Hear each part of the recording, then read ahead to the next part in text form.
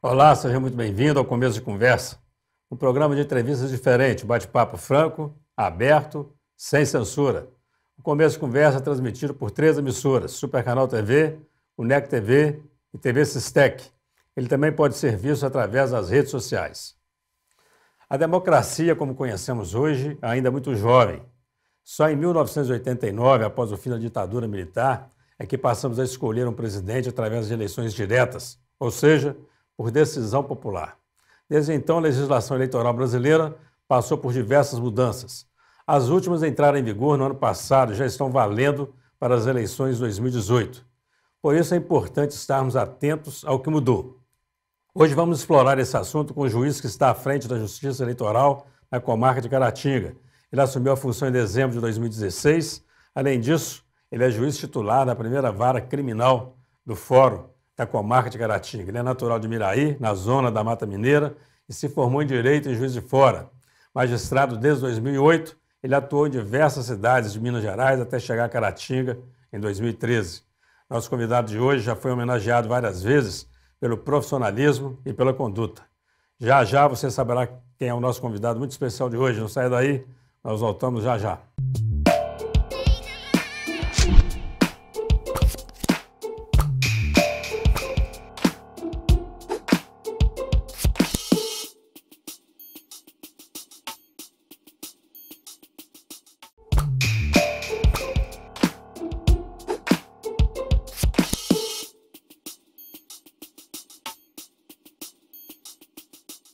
Olá, seja muito bem-vindo a mais um Começo de Conversa, transmitido pela UNEC TV, Super Canal TV e TV Sistec.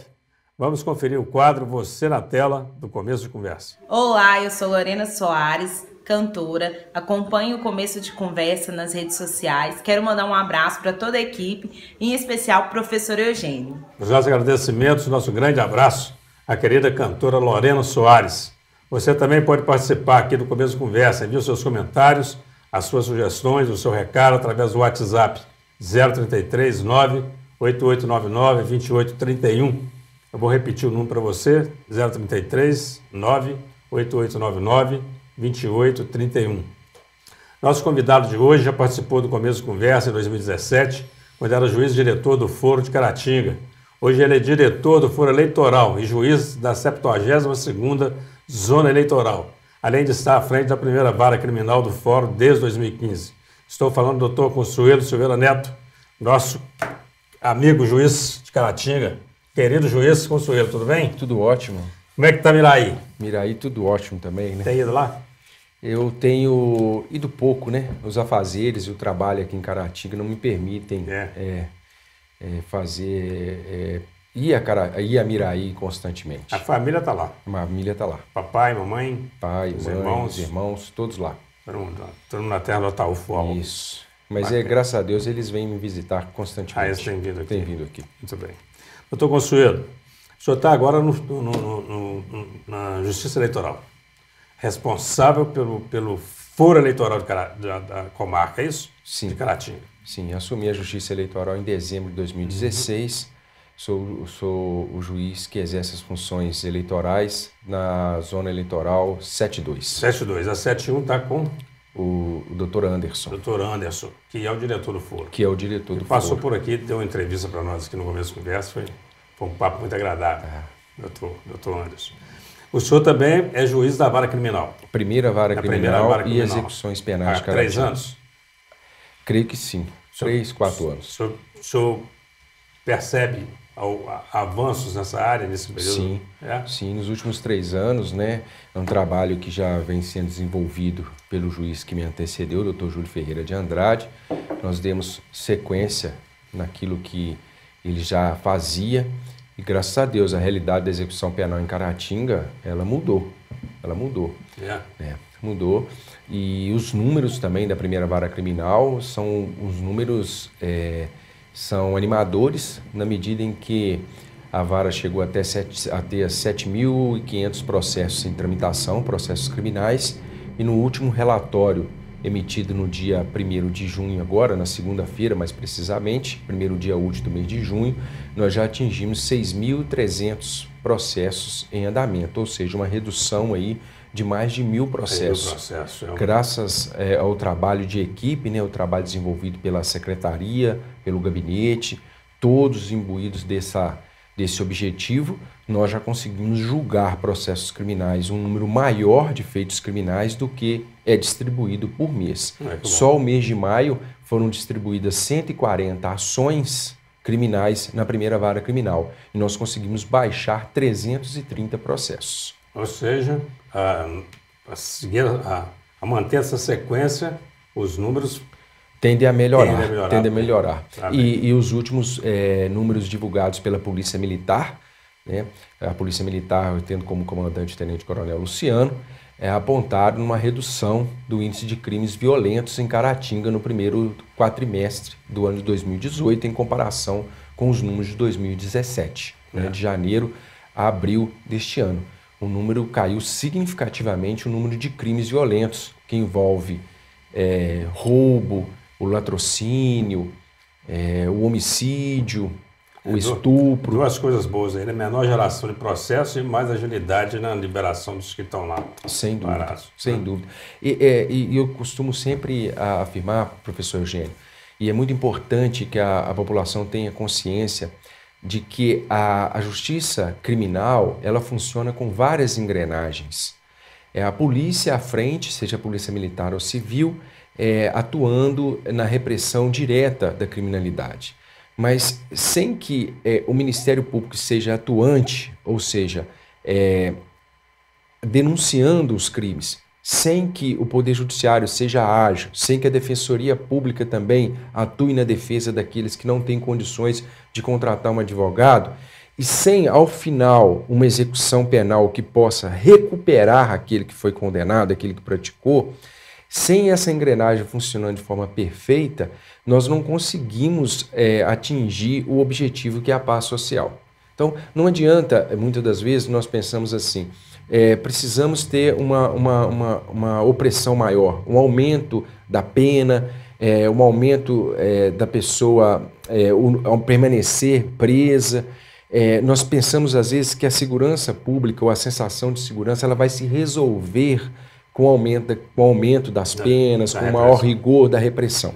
Contudo, isso é um fator importante, mas se não houver possibilidade de trabalhar a recuperação, ou seja, dar oportunidade, quem não teve a oportunidade de estudar, que estude na cadeia, quem não aprendeu uma profissão, que aprenda uma profissão na cadeia. Por quê? Porque a hora que ele terminar de cumprir a pena dele, ele possa retornar e ter condições de conseguir um trabalho, ter condições de ser aprovado num concurso público, ter condições de ter um alcance maior no âmbito familiar. Isso significa o quê? Que ele possa passar valores de sociedade para os filhos, para os sobrinhos, para as pessoas próximas da família. Mostrar que ele errou e que hoje ele é uma pessoa recuperada. Então isso traz um reflexo no âmbito familiar. Com certeza. O senhor acredita nisso? O senhor acredita nessa possibilidade da recuperação? Acredito na possibilidade de recuperação do ser humano. Quer dizer, eu penso totalmente contra esse pensamento esquisito, que eu também acho muito esquisito, de que bandido bom é bandido morto. E há exemplos aqui na comunidade. Quem defenda isso.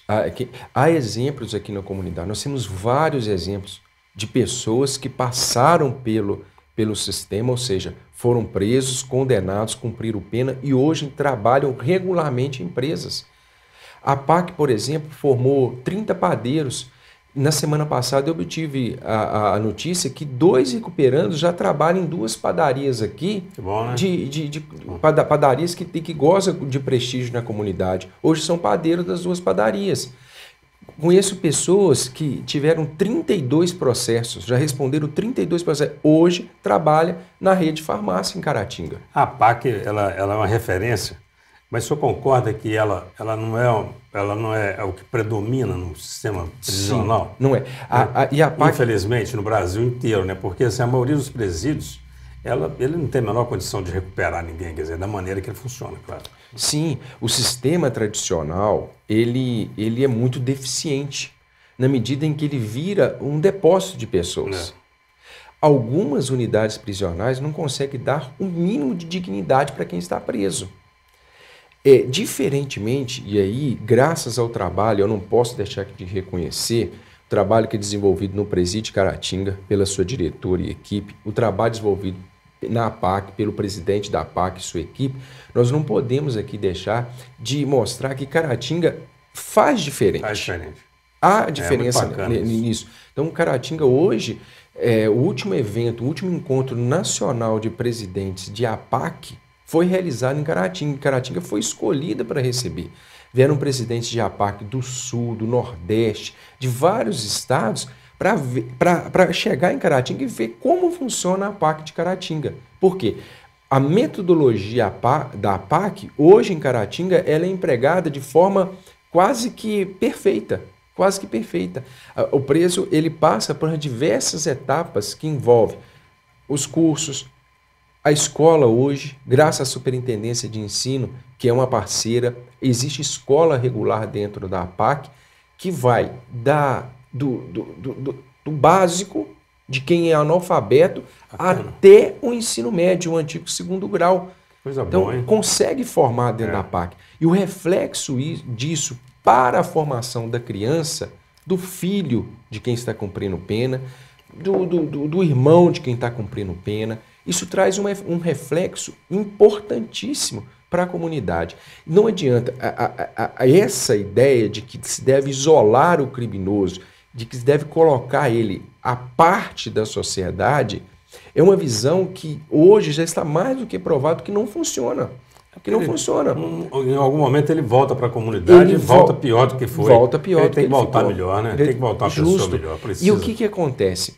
E é muito importante, professor Gênio, esses organizações criminosas que nós ouvimos aí pela internet pela televisão, notícias dessas organizações criminosas, elas nasceram dentro de unidades prisionais. Ela não é uma criação externa, não. Essas organizações, a organização que hoje tem raiz no estado de São Paulo, outras que têm raiz no estado do Rio de Janeiro, elas nascem dentro do presídio. E o que acontece na prática? Às vezes um jovem, na faixa aí de 19, 20 anos, ele entra para o sistema tradicional por um delito, por um crime, e ele é facilmente arregimentado dentro da unidade prisional. Ele vira um soldado do crime.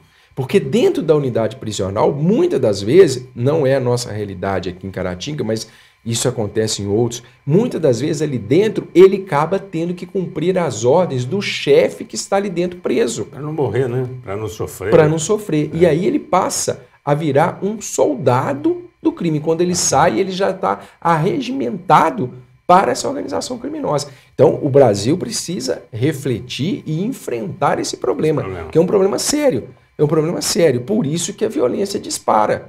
Porque ele passa pelo sistema, ele retorna já como um soldado do crime e já pronto para praticar outros crimes. Ele retorna mais capacitado, né? Mais capacitado. Vamos ter que fazer um rápido intervalo, doutor. A conversa está muito boa. Eu quero falar sobre o scanner corporal. Você não sai daí, nós estamos entrevistando o doutor Consuelo. Conversa muito boa, nós voltamos já já.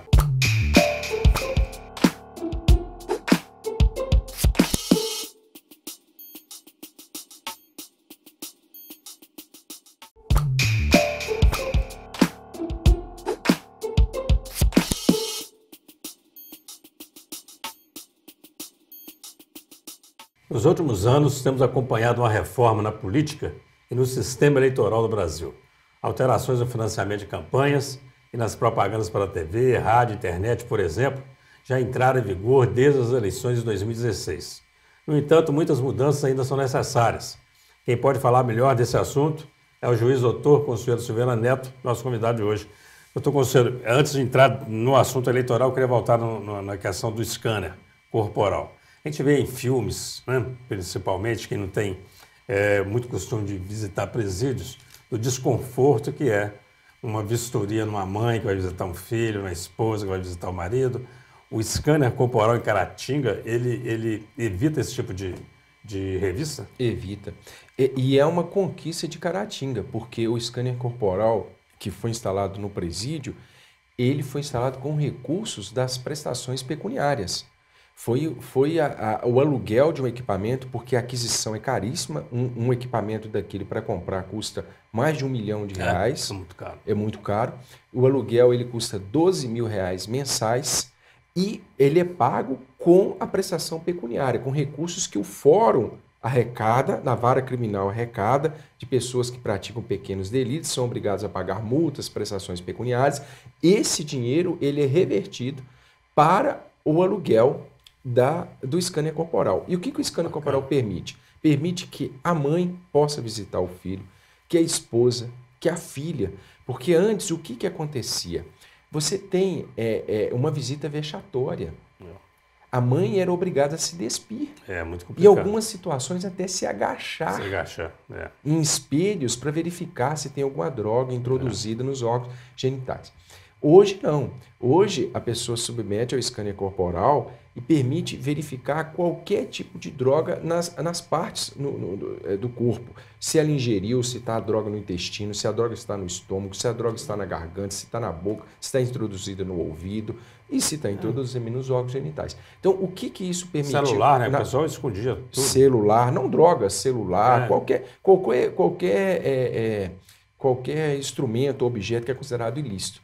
Isso permite. E o presídio de Caratinga tem não só o scanner corporal, mas tem um scanner de objeto, que é aquele que é usado em aeroportos. Muito bem. Aeroportos. O objeto, né, seja o alimento ou coisa, é submetido e consegue verificar se tem algum introduzido, alguma substância tóxica ou algum equipamento ilícito. É bom, né? É uma melhoria muito grande. É um avanço, muito grande. Que traz dignidade. Traz dignidade. Nós precisamos ter em mente, professor Eugênio, que a pessoa que está ali cumprindo pena, ela é um ser humano. Ela é um ser humano. Por mais que ela tenha praticado o ato mais bárbaro, é uma pessoa, né? Ela é uma pessoa, ela é um ser humano. Né? E negar esta essência é negar a própria essência de ser humano daqueles que estão fora do sistema. Ou seja, aqueles cidadãos que não praticaram nenhum ilícito.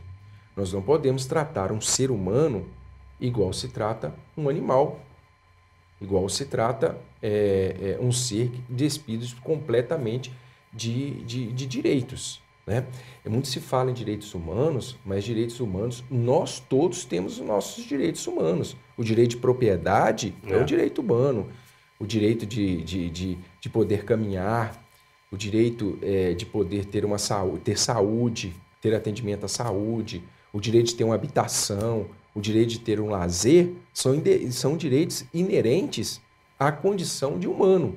E negar o mínimo de direito a todo aquele, independentemente de onde ele esteja, é negar a própria natureza humana. Tá certo. E deixa eu falar uma coisa interessante. A gente não pode deixar que esse entorno todo nos mude a ponto de querer tratar o outro como se fosse um animal, né?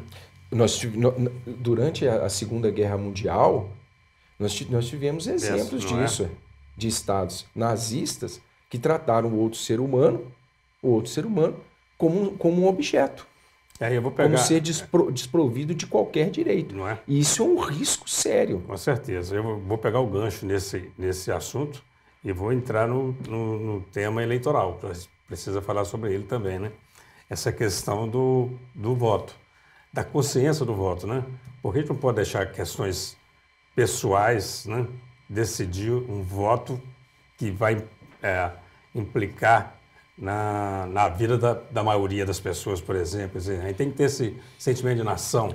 Né? Professor Eugênio, feliz a nação que pode escolher o seu governante a cada 4 anos.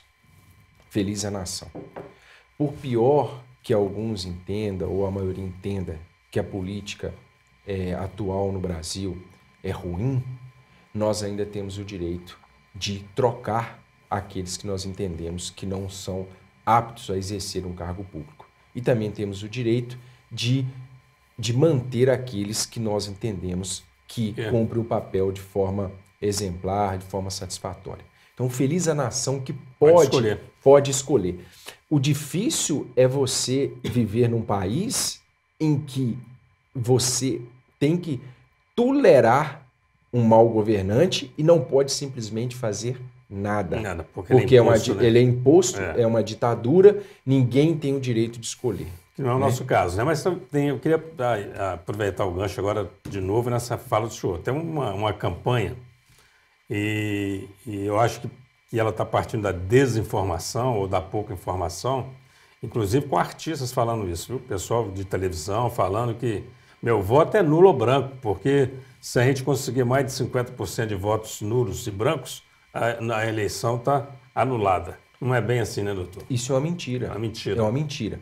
O voto nulo e o voto em branco, ele é considerado como um voto inválido. É um voto que não tem validade. E quem vai ser eleito é aquele que tem o maior número de votos válidos. Então, a pessoa, o cidadão que abre mão desse direito que é caro, um direito que nós tivemos muita dificuldade em conseguir, que é o direito de escolher um governante, se ele abre mão, ele está dando a oportunidade ao vizinho que vai votar de escolher por ele. Quem vota nulo e branco é como se estivesse adotando uma postura para ele de que tanto faz. E isso não é bom para a democracia. Não é bom para a democracia e eu explico por quê, professor Eugênio. Nós vivemos num país em que não existe uma identidade muito clara entre o cidadão e o povo com os políticos. É comum nós encontrarmos pessoas na rua que não se identificam com a classe política. Só que a classe política, ela foi eleita. Alguém colocou eles lá, alguém votou neles. E onde é a essência do nosso problema? A essência do nosso problema é o quê? Muitas das vezes nós não votamos de forma consciente. Dificilmente, e é isso que é importante, o amadurecimento democrático, ele existe quando o eleitor vota verdadeiramente naquele que vai representá-lo no parlamento, vai representá-lo no cargo público. Isso é muito fácil resolver essa questão, basta o eleitor se informar melhor. Nós estamos aí às voltas com a reforma da Previdenciária, com uma reforma política, com uma reforma tributária. Nós temos questões que envolvem o aborto, nós temos questões que envolvem a questão dos direitos dos homoafetivos, nós temos questões que envolvem o afrodescendente, os quilombolas, os indígenas. Todo cidadão, ele se posiciona a respeito de um entendimento. E na hora de votar, basta ele escolher o candidato que está afinado com ele. Mas o que se acontece na prática? Infelizmente, muitos ainda votam em troca de favores políticos. E às vezes não conhece nem o candidato. Não, justamente. E o que é pior, você encontra a pessoa, você votou em quem para senador na última eleição? O cara não se lembra. Não se lembra. Porque votou na leva. Alguém falou com ele, vota para mim no fulano de tal. Ele votou. Justo. Vamos dar um exemplo, a questão do aborto. Por exemplo, professor Eugênio. Existem pessoas que são a favor do aborto, são pessoas contra. Às vezes a pessoa é contra o aborto e está votando a pedido de uma outra pessoa num candidato que é a favor do aborto. Então ela é contra e está votando um candidato que é a favor do aborto. Ou seja, não há sintonia entre a vontade popular e a eleição daquele candidato. Isso que o eleitor precisa ter consciência. Se o eleitor entende que a situação está ruim, pesquise os candidatos. Veja aquele que vale a pena permanecer e veja aquele que está afinado com as propostas que ele entende como justas pelo país. Se, por exemplo, o eleitor defende a privatização de uma empresa pública, ele tem que procurar votar no candidato que tem como bandeira a privatização. E vice-versa, se o eleitor é contra a privatização, ele tem que procurar votar num candidato que é contra a privatização. O que não falta são meios para a gente conseguir informações hoje em dia, né, doutor? Sim. Vamos precisar fazer um rápido intervalo de novo, a conversa está muito boa. Você não sai daí, nós estamos entrevistando o juiz-diretor do Foro Eleitoral de Caratinga, doutor Consuelo Silveira. Nós voltamos já já.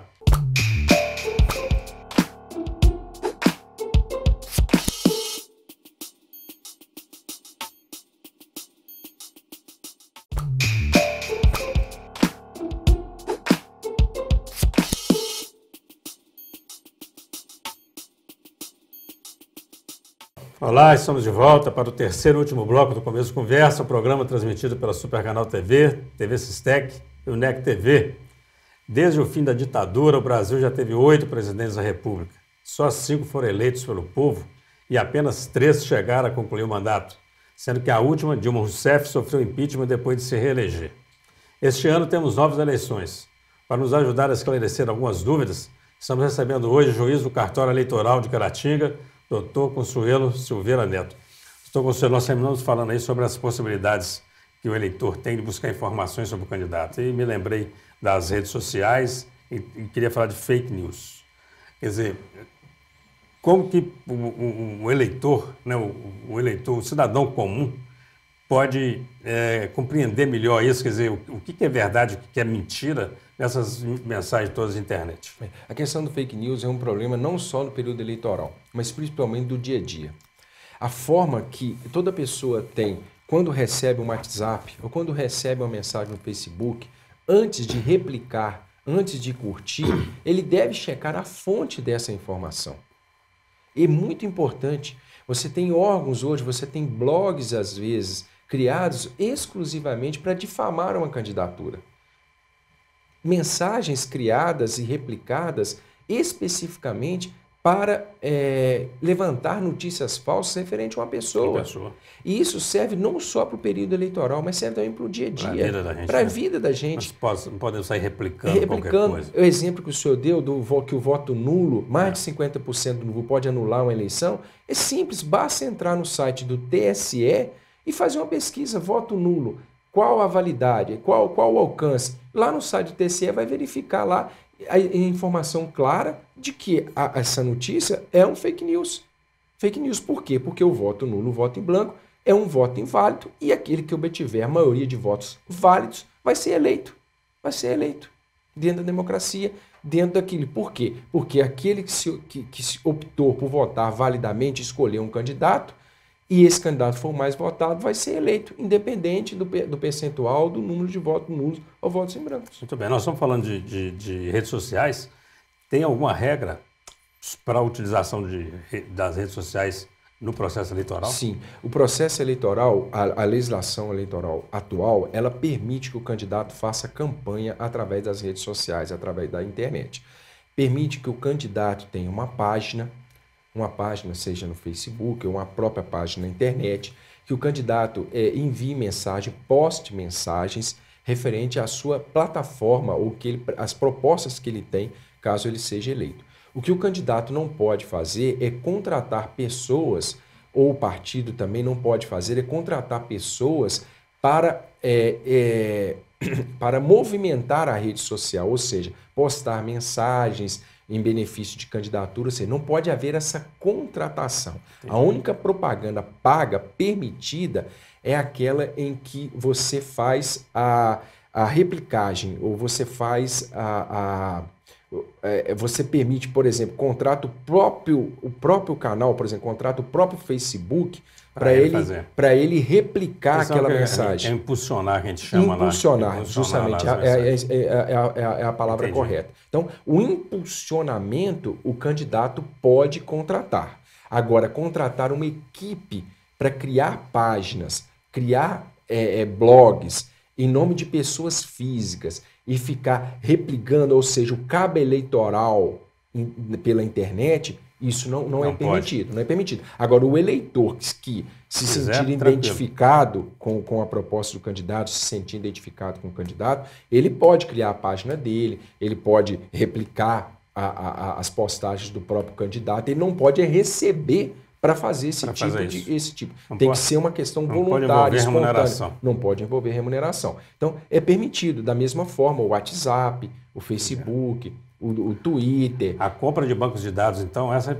pode descartar. Porque tem empresas oferecendo, por exemplo, Caratinga, e nós, inclusive, já utilizamos isso para divulgar vestibular ou divulgar alguma informação da própria TV. Você compra um banco, a empresa oferece um banco de dados com 10.900 números de celulares pós-pagos, por exemplo. E você fala, eu quero que informe que nós vamos ter um evento tal. E ele replica aquilo, te vende por um valor, ele chama de cada impulso. Ele cobra lá um valor Isso o candidato não vai poder fazer. Veja bem. Comprar, não. Veja bem, professor Eugênio, ele não pode contratar uma empresa para impulsionar. Agora, ter acesso a algum banco de dados ele candidato enviar a mensagem, sem problema. Eu não vejo problema com relação a isso. Ele não pode pagar por um serviço a uma empresa. Ele não pode contratar uma empresa para poder fazer esse impulsionamento, essa divulgação pela internet. Agora, a internet não vai conseguir burlar a proibição da boca de urna, não? A propaganda... Não, porque a boca de urna é proibida. Né? Ela é proibida. Inclusive, então, é proibida e a pessoa pode ser condenada criminalmente. A pena é de 6 meses a 1 ano de detenção. E a boca de urna o quê? É aquela propaganda feita nas imediações de uma sessão eleitoral. Uhum. Mas a lei também proíbe a propaganda no dia da eleição. Ah, muito bem. Então, não só a boca de urna, mas a propaganda no dia da eleição, ela é proibida e pode gerar 6 meses a 1 ano. Então, o que o eleitor tem que ficar muito atento com relação a isso, é que no dia da eleição ele não pode pedir voto. Muito embora ele seja partidário ou abrace uma candidatura, ele não pode no dia da eleição utilizar as redes sociais para ficar pedindo voto. Por quê? Se isso chegar ao conhecimento do Poder Judiciário ou do Ministério Público ou do próprio o outro candidato adversário, ele pode requerer medidas e esse eleitor pode ser punido. Então, no dia da eleição não pode haver propaganda. E é interessante, professor Eugênio, uma inovação que ocorreu com relação à boca de urna, que é o derrame de santinhos nas imediações da sessão.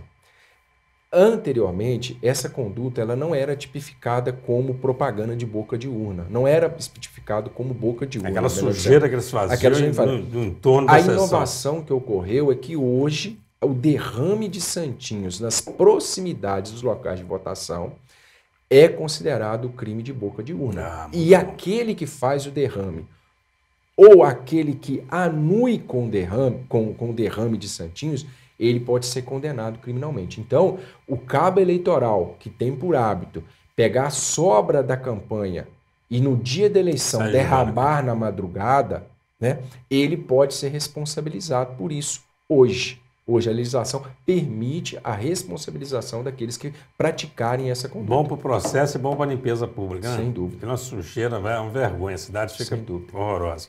A gente pode esperar uma cidade mais limpa aí no dia da eleição. É o que nós esperamos, professor. Essa eleição é uma eleição bem tecnológica, né, doutor? Sim. A tecnologia chegou de vez. Em Caratinga já a biometria está funcionando? Sim, a biometria funciona, a biometria ainda não é obrigatória. Quem não fez a biometria vai votar normalmente. Basta levar o título de eleitor e também um documento com foto. Então, vai chegar e vai votar. Aquele que fez a biometria, de igual forma, vai votar também regularmente. Então, quem fez a biometria e quem não fez, está apto a votar na eleição. E essa questão de levar o celular como se fosse um título de eleitor? Quem está acompanhando atentamente as redes de televisão, o TSE tem veiculado uma propaganda informando da existência de um aplicativo que chama E-Título. Esse aplicativo, quem tem o celular, quem tem o smartphone, é possível baixar esse aplicativo e nesse aplicativo você lança os seus dados e esse aplicativo ele permite que você tenha um título digital. Então, no dia da eleição, se você, por acaso, esqueceu o título, e é muito mais fácil esquecer o título em casa do que esquecer o aparelho celular. Ninguém esquece o celular. Praticamente ninguém esquece. Então, se você esqueceu o título, de posse do seu aparelho telefônico, você pode acessar o e-título e ali ter acesso. Se você fez a biometria, vai aparecer a sua foto e o seu título nesse aplicativo. Então, e você não precisa levar mais nada. Se você não fez a biometria, ou seja, você não foi no cartório realizar a biometria, quando você apertar o e-título, vai aparecer o seu título, mas sem foto. Aí você tem que levar um documento com foto. O senhor já fez? A biometria? Eu não estive ainda em Miraí, que eu voto em Miraí, né? Miraí. Não deixei de votar em Miraí, não estive lá ainda para fazer a minha biometria. Muito bem. O nosso tempo está apertadíssimo. Eu precisava saber, assim, em regras gerais, o que mudou de fato nesse processo eleitoral para o candidato. O que muda praticamente, as mudanças mais significativas envolvem a propaganda eleitoral. Muito bem. Por exemplo, carreata, melhor dizendo, carro de som. Hoje o carro de som ele não é permitido mais circular o dia todo na cidade. Aliás, ele pode circular o dia todo, desde que seja para comício, passeata ou carreata.